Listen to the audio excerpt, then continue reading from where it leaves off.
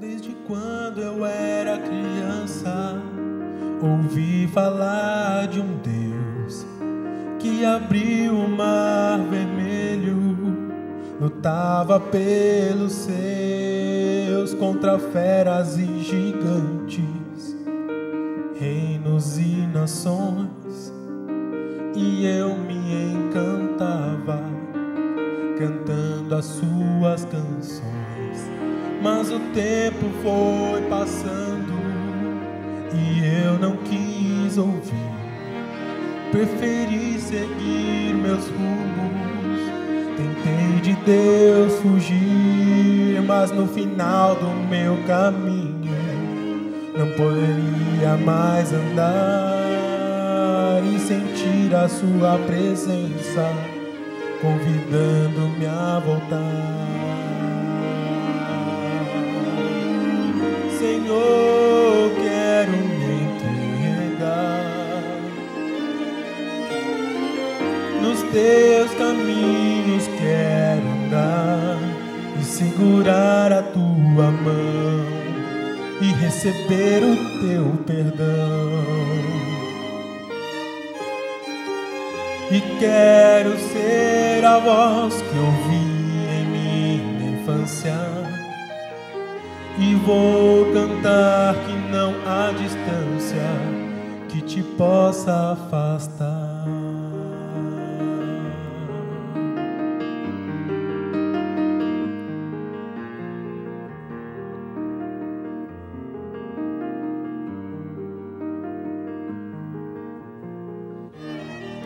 E pra quem estiver cansado, sofrer de solidão. Estamos de volta com o programa Família, recebendo hoje a visita do Dr. Carlos Alberto Rocha Ferreira, psicoterapeuta holístico. E estamos abordando o tema Um Olhar de Esperança. Portanto, se você tiver dificuldade com adicto, com dependente químico e que você já perdeu a esperança, essa é uma conversa, um bate-papo, onde o Dr. Carlos Alberto, pela sua experiência de vida, que um dia também deixou de ter esse olhar, alguém olhando com esse olhar de esperança, suscitou nele assim, esse desejo de fazer o trabalho que faz hoje. Então, entre em contato conosco através do e-mail programabc@netservicos.com.br ou pelo hotline 11 73 18 84 36. Nós temos uma especialista em dependência química que também vai tirar suas dúvidas. E agora vamos continuar, nós paramos nesse momento nas mudanças, naquela coisa da expectativa, quando alguém vem para tratamento e no decorrer, nesse processo da recuperação, como se abre a porta da esperança e é chegando mais aos degraus da fé. E aí, doutor Carlos, conta para nós então essa mudança, esse estágio, como que você percebe naqueles jovens que vocês têm na casa? No início, logo no primeiro momento, né, o que é mostrado, né, que é através do programa dos 12 Passos, né, nesse momento que chegam cheios de manias, cheios dos vícios da rua, né, aquela mania ainda do meu jeito, de alguma forma vai funcionar, eu vou conseguir, né, eu só vou passar o tempo aqui, eu vou controlar, de algum jeito eu vou aprender a usar. Então, como? É um caminho, né? O primeiro que a gente tenta, e eu falando de mim, que eu tento mostrar para eles é a necessidade de mudança, né? Que aquela maneira de se relacionar não traz um resultado positivo, né? E esse caminho de aceitação, porque admitir quando todos chegam não é difícil, né? Porque até então não há mais possibilidades. Então, admito que não deu para mim, né? Mas ainda não aceito. Então, num primeiro momento, tem que vir trazer essa aceitação, que não é uma apatia, aceitação não significa aceitar o que está falando, não é ficar parado. A aceitação verdadeira é aquela se abrir para a mudança. E para que isso aconteça, ele tem que confiar. Ele tem que confiar. Por isso vem a esperança, né? E eu não vejo uma outra maneira que não há identificação. Ou seja, eu sou igualzinho a você. Mas aí as possibilidades que a vida está me dando, quais as possibilidades que a vida está dando para você? Será que a vida não está dando as mesmas possibilidades? Claro que sim, mas como você está se relacionando com isso?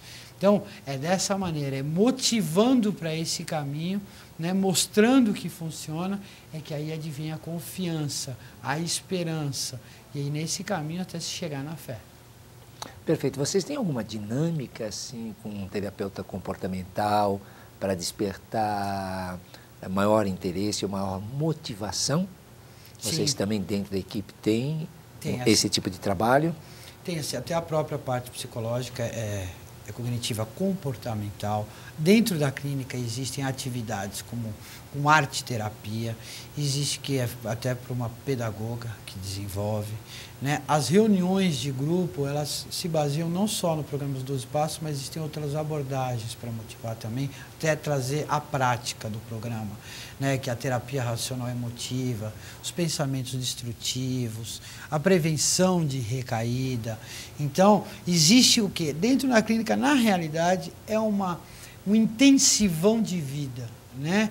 Então, todo o movimento da clínica é, na realidade, para trazer a necessidade de mudança, né? Desde a hora do despertar até a hora de dormir. Essas atividades que envolvem, que o foco é a convivência, é a vivência.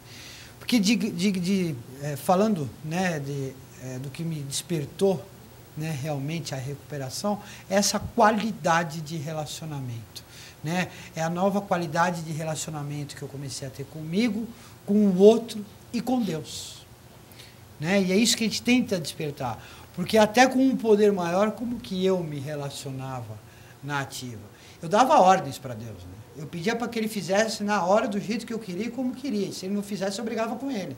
Ou seja, eu me colocava no patamar ainda mais do que Ele. Eu era o onipotente, né? O egocêntrico, né? Então, até essa qualidade a gente menciona na clínica através da espiritualidade, né? Como que você se relaciona com esse poder maior? Independente de religião, né? Da maneira como cada um concebe, né? Então, é nesse ambiente que a gente tenta motivar e trazer uma nova qualidade, um despertar para uma nova maneira de viver. Você está falando em Deus, e a gente costuma até falar dentro da comunidade poder superior, para ficar até mais tranquilo e eles entenderem e vão perceber que a gente acaba falando em Deus mesmo, mas como desse o livre-arbítrio de cada um, colocar a forma que o conceba, e nesse processo, nessa dinâmica de eles, como você disse, vocês chegam para a comunidade dando ordens, achando que Deus faz à vontade, porque vocês são os próprios deuses. Não é? As pessoas têm que fazer o que vocês querem. Ai, meu Deus, me ajuda nessa hora para escapar do perigo. Ai, nessa hora vocês lembram que precisam de uma mãozinha. Então, nessa passagem, nesse olhar de esperança, como isso vai minando no recuperado, no adicto que está nesse processo de recuperação, deixando esse poder superior. Você disse que através da espiritualidade, dessas reuniões, como é que ele vai se relacionando e ele vai agora realmente entender a esperança com o fator poder superior? Porque agora tem essa implicação, já não é a minha esperança, a esperança em um Deus, em um poder superior que vai me abrir para essa expectativa da qual estão falando. Porque assim, mesmo vir acreditar nesse poder superior, né? Porque eu deixo de cometer os mesmos erros que eu cometia, né? Então eu me abri para a mudança, ou seja, eu começo a viver o novo. Por isso que até o programa nos diz no segundo passo, né? Eu saí da insanidade, né? Eu retorno à sanidade, deixar de ser insano, insanidade, persistir nos mesmos erros, esperando que o resultado seja diferente. Perfeito. E nunca é, sempre se torna pior, né? Então a gente motiva nesse caminho de vir a acreditar num poder maior, que se manifesta num poder maior, da maneira como eu concebo, já entra no terceiro passo. Mas nesse segundo passo da esperança, né? Aonde que eu encontro ele? Ele pode estar se manifestar no outro, através de uma palavra, através de uma identificação. Eu paro com aquele viver assim, me comparando. Ou seja, eu sou ou maior do que o outro ou menor do que o outro. E começo a observar aquilo que está à minha volta, ou seja, eu sou nem mais nem menos, eu sou igual ao outro. Então, é nesse caminho que eu percebo que um poder maior, sim, pode se manifestar para mim e na minha vida, através de uma palavra, através de uma partilha, através de um momento de gratidão, no qual ele pode expressar, é algo que se sente, é o novo, né? Então, sim, o poder maior se manifestou, o poder maior está presente, né? Então, a gente traz esse olhar de que não está longe, está aqui. A palavra é mudanças mesmo. Ainda estava conversando esses dias com uma alcoólica e ela me disse o seguinte, ela está num processo de contemplação para a ação, não é?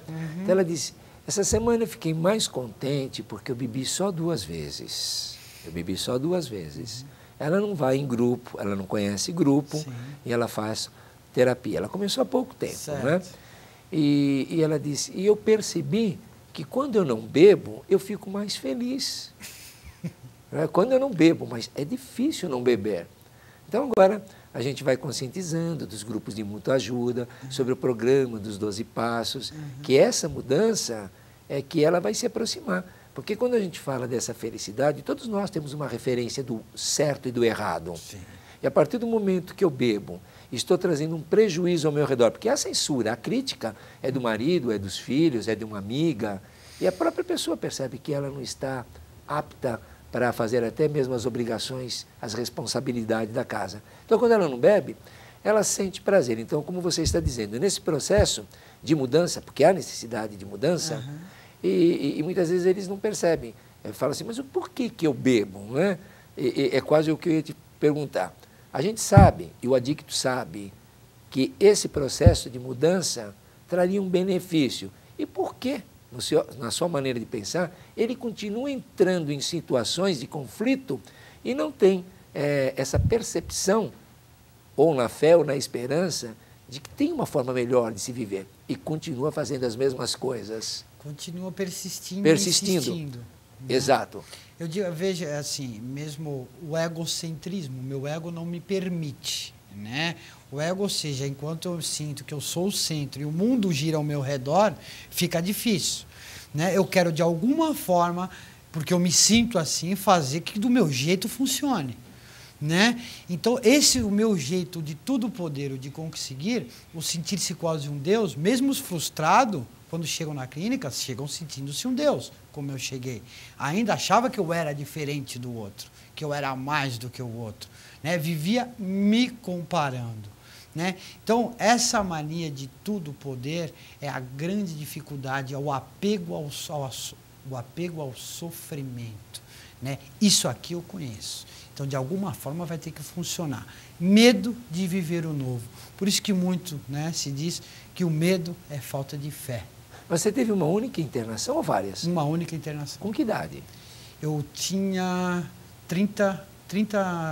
quase 31 anos. É mais adulto, mais maduro, porque é assim, eu vejo que você fala com uma certa propriedade de quem, como se tivesse conhecimento de causa. Você sofreu muito antes de chegar? Muito. E fiz muito, e fiz sofrerem muito, né? Assim, eu digo que eu cheguei esse meu sofrer hoje fez eu chegar num limite e eu decidi pela vida, né? E esse decidir pela vida não muito certo, porque eu não tinha possibilidades. Era medo de morrer, né? Porque nada eu não tinha. Mas isso é muito bom. Ter medo de morrer já tinha medo de morrer. Fala, não, mas isso aí eu não quero. Mas sabe o que me despertou ainda mais? O não morrer não era só o não morrer, é não ter feito nada. É não ter nada. É não ter álbum com fotos. Mas também é muito importante, porque o adicto, o usuário, ele não tem essa percepção do que fez ou deixou de fazer. Ele está, assim, literalmente sem objetivo. Ele não tem metas, ele não tem proposta. E você tinha momentos de ter essa consciência de que nada tinha feito? Foi exatamente naquele momento, de frente para o computador, quando eu não consegui preencher o meu perfil. Perfeito. Foi quando eu me deparei com a minha própria realidade. Você teve um insight. Eu olhei para o Carlos. Falei, quem é o Carlos?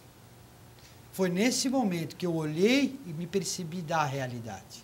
Porque eu olhei à volta, o que eu tinha? Um balde do lado para vomitar, uma garrafa de cachaça escondida, eu na frente do computador sem conseguir levantar, porque eu estava com neuropatia alcoólica. E aí eu fui preencher um cadastro e não sabia dizer quem eu era. não sabia do que eu gostava, não tinha fotos. Qual foi a sua formação? Ex-futuro administrador, ex-futuro economista, ex-futuro jurista, era ex alguma coisa, nunca concluía nada. Então foi aquele momento que eu me deparei com a minha própria realidade. E você chegou até aos 31 anos, conviver todo esse tempo com a sua família, ou teve momentos que você saiu? Família, pai, mãe e irmão. Sempre morando com a família? Sempre com a família. Assim, a fase da droga eu quase não ficava em casa. Você chegava a ficar afastado? Ficava na rua, ficava em casa, dormia uma noite, voltava para a rua. Né? Então, a fase da droga foi assim. Agora, a fase do álcool, ainda houve um tempo, porque eu parei com a droga, né, com a cocaína, aí eu entrei para o álcool, mas assim, eu comecei a trabalhar, voltei aos estudos, mas não tinha mudado. Eu era o mesmo, Carlos. Por isso que eu digo, o exemplo é esse. Se eu não mudo, nada muda. O resultado é sempre o mesmo. E era isso que aconteceu. Começava a trabalhar, comecei a estudar, mas de fim de semana bebia para aliviar o meu próprio mundo. Né? No final do dia de trabalho eu bebia e a coisa foi aumentando, até que depois de 12 anos foi onde os últimos 6 meses eu só bebia. E dentro, assim, não bebia em casa, né? Assim, escondia a garrafa, ia no bar, não ficava em bar, eu ia no bar, enchia a garrafinha, deixava ela escondida e ficava bebendo em casa. Essa foi a degradação final. Geralmente na programação diz o seguinte, que infelizmente vocês têm que chegar no fundo do poço. Você acredita também nessa colocação? Acho que o fundo do poço é muito relativo para cada um, né? Eu acho que perceber perdas é que faz com que eu me desperte para a mudança. Né? Perdas efetivas na minha vida. Por isso que eu tenho uma grande preocupação em mostrar de onde vim, onde estou. A primeira pergunta que eu faço mesmo quando estou na clínica, quando vem conversar comigo, companheiro, você percebe de onde veio, onde você está? Né? Ou seja, eu preciso perceber que eu perdi, que existem coisas valorosas que não estão mais comigo. O que é dinheiro, carro, poder? Não. Sabe o que é um abraço do meu pai e minha mãe, o olhar do meu pai e da minha mãe, um filho dizendo eu te amo, né? E aí e esses valores, onde é que eles estão? Então eu acho que quando se tem essa perda mesmo efetiva na maneira de se relacionar na vida, não precisa chegar lá no fundo não. Muitas vezes, né, por isso que eu gosto de levar adiante, não precisa ir até onde eu fui. Né? Eu só insisti e persisti mais, mas o resultado é sempre o mesmo. Em parte sim, porque hoje nós temos os meios de comunicação, hoje a gente sabe dos grupos, não é? Se ouve muito falar, mesmo vocês na ativa, conhecem amigos que foram para comunidades, que foram para clínicas, que foram para igrejas, que tiveram uma inspiração, ou porque teve um filho, enfim, são N motivos que uma pessoa pode aguçar a esperança. Como nós dissemos, sim, nesse sentido, esperança é sinônimo de fé e não é mais expectativa. Sim. Mas uma pessoa frustrada de tantas tentativas, porque o que eu mais vejo são frustrações. Sim. As pessoas chegam, já passou por 1, por 2, por 3 internações, às vezes até 10, eles vêm frustrados e dizem assim, eu não acredito mais, eu não tenho mais esperança, mas está lá, então não é verdade. Não é. Não é verdade? É verdade. Aí então pode ser, ele tem a expectativa, porque não despertou a fé. Exatamente, ou seja, ainda não houve aquela aceitação, ele não fez as mudanças efetivas ainda na própria maneira como ele vem vivendo. E nesse caso, quando você pega um sujeito frustrado, né, que chega para você e fala, mas eu não acredito mais, eu já fiz de tanto jeito, onde que é o teu pontinho ali para mexer no calcanhar de Aquiles? A primeira coisa assim, é onde que eu pego e falo assim, percebe de onde você veio, onde você está? Não, percebo. Não dá para você fazer diferente, você não persistiu na sua maneira de sentir, na sua maneira de pensar, na sua maneira de agir. Então, eu tento trazer de alguma forma para a própria realidade. Né? A própria realidade dele, porque assim, a frustração está vindo porque eu eu vivo com aquela velha maneira de pensar e insistindo e persistindo do meu jeito. Eu não me abri para um novo caminho, eu estou com medo do novo, eu estou com medo de que alguém possa vir me ajudar, né? Então, a maneira como eu tento despertar isso é mostrando que existe um caminho. E esse caminho é um caminho que eu dou o exemplo onde eu estou trilhando. Então, eu tento me colocar aonde você está, né? Eu já tive também. Então, o que eu fiz foi seguir, e por isso eu estou aqui. O que você vem fazendo é só do seu jeito. Então, de uma certa forma, é trazer a referência do velho e do novo. Sem dúvida, mas uma pessoa que está lá fora, geralmente ele alivia a culpa dizendo que não acredita e ele se alivia usando a química. Sim. Não é isso? Sim. É mais ou menos. É assim, eu acredito, né, e eu vivi assim, eu digo, o álcool, a droga é uma consequência. Né? Na realidade, eu não me tornei o que eu me tornei porque eu bebi e usei droga. Eu usei droga e bebi porque eu era uma pessoa que precisava de álcool e droga, porque nem eu me aguentava. Então, a maneira como eu me relacionava, a qualidade de relacionamento que eu tinha na minha vida, acabava gerando como uma consequência, uma necessidade de um alívio ou de uma gratificação para o próprio mundo que eu vivia. Quando eu me deparei com o álcool e com a droga, eu falei, opa, tá aqui o meu remedinho. Claro que eu, Carlos, cheguei à perda de controle, eu desenvolvi a dependência. Né? Mas o que se depara-se muito hoje em dia na sociedade, né, é muitos adictos que ainda só não perderam o controle, ou pessoas que efetivamente não são, digamos, não tenham a predisposição a ser dependentes, mas a pergunta é, qual é a qualidade de vida?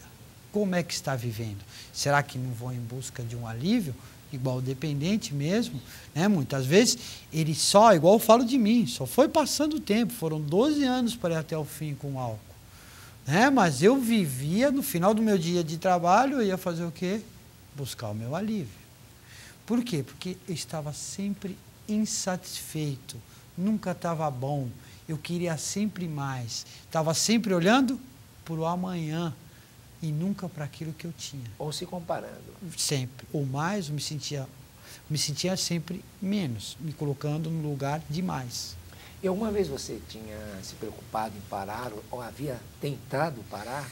Várias vezes, né? Várias vezes eu tive tentativas, até tentativas da própria minha família, tratamentos psicológicos, médico, psiquiatra. Chegou um determinado momento, sim, que eu realmente queria parar, mas era já muito mais forte do que eu. Até fisicamente, a necessidade do meu organismo em usar, em beber. Principalmente a bebida, porque a droga em si, eu fui até um ponto, mas eu parei, enjoei. Eu não quis mais. Agora, o álcool me levou até um ponto no qual eu só conseguia ou tomar água ou comer se eu bebesse primeiro. Porque senão eu jogava tudo para fora. Perfeito. Como é que você vê assim, o fator religioso na vida do dependente químico? Olha, assim, mesmo, eu acho que a religião é importante, sim, para todos, né? Até então, porque a religião faz com que a gente assuma a responsabilidade e efetivamente siga um caminho, né? Eu vejo que a religião é importante. Mas mesmo sem a religião, mesmo não tendo uma religião, nada o impede de seguir um novo caminho. Nada o impede de ter esperança. Não é a religião em si que vai trazer esperança, mas sim um novo caminho. Um caminho que não seja aquele que eu imponho ao mundo, o jeito que eu gostaria, como que eu queria, né? Então, por que não é melhor seguir um caminho de princípios, que saiba que esses princípios vão de encontro a um poder amoroso, bondoso, né? Que pode vir me ajudar? Eu não preciso acreditar crer numa religião ou praticar uma religião, eu preciso seguir um novo caminho. E que esse caminho seja um caminho de princípios.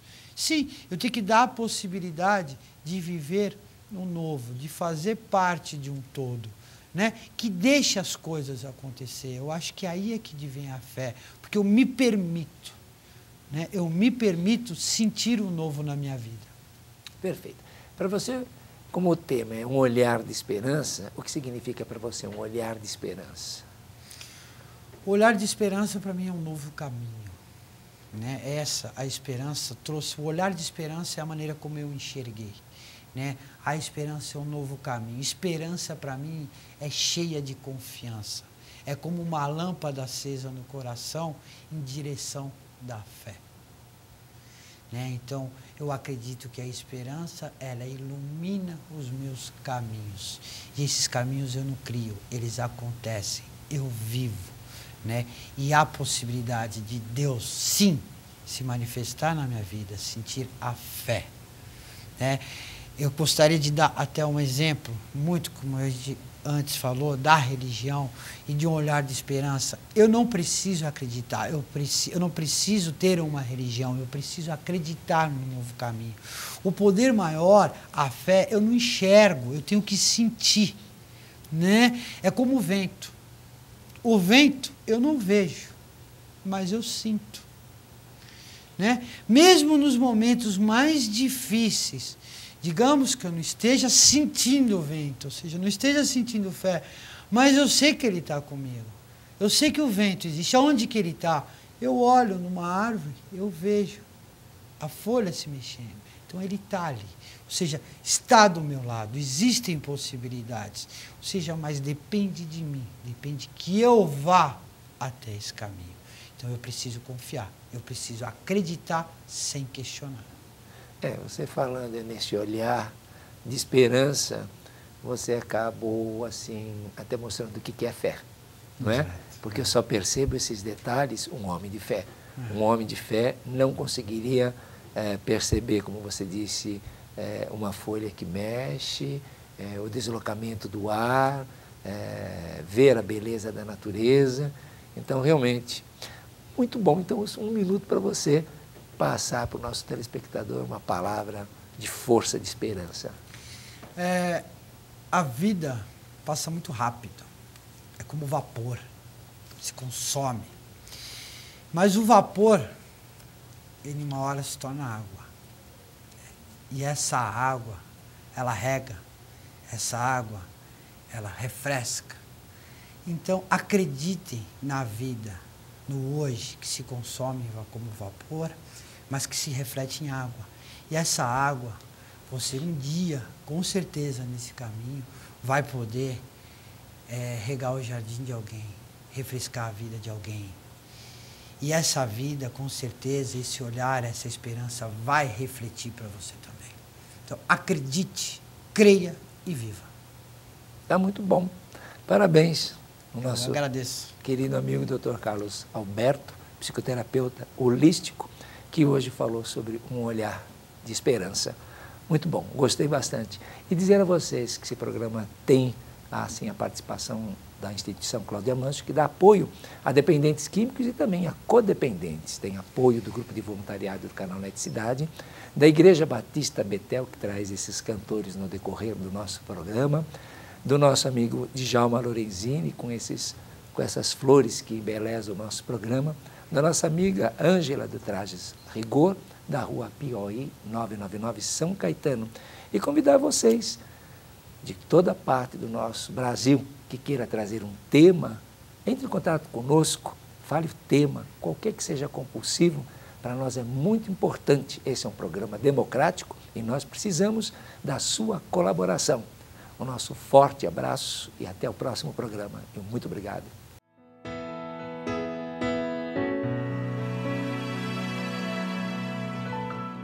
Sei, já não são meus, vento levou tempos que não mais voltam. E então, o que eu fiz por mim e por quem amei?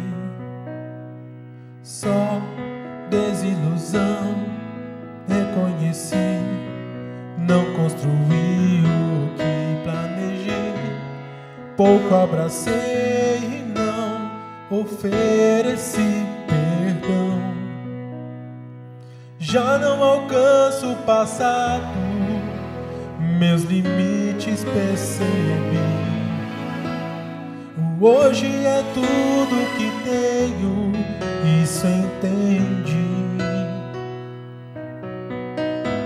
Preciso trazer à memória histórias que desprezei. Não posso me esquecer, tenho que oferecer. flores em vida enquanto é dia.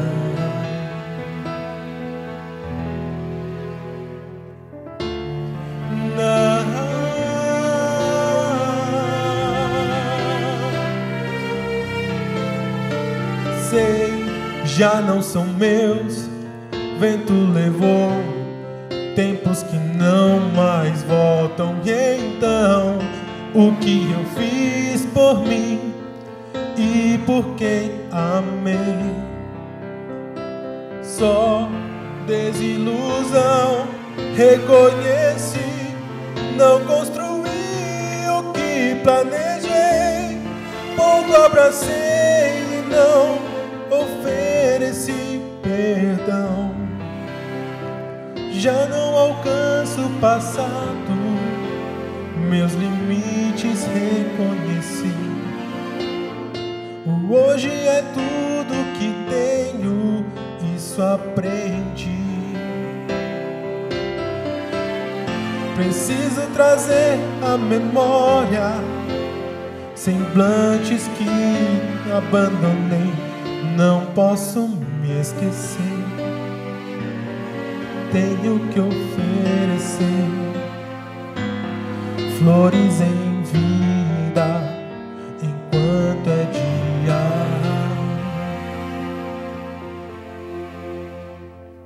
Oh, oh, oh, oh, oh, oh.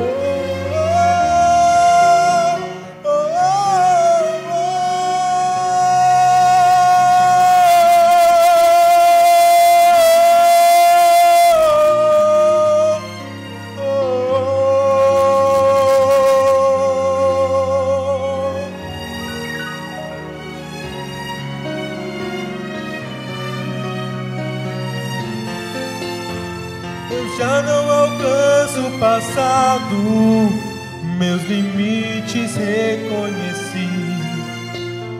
O hoje é tudo que tenho, isso entendi. Preciso trazer à memória histórias que desprezei, não posso me esquecer.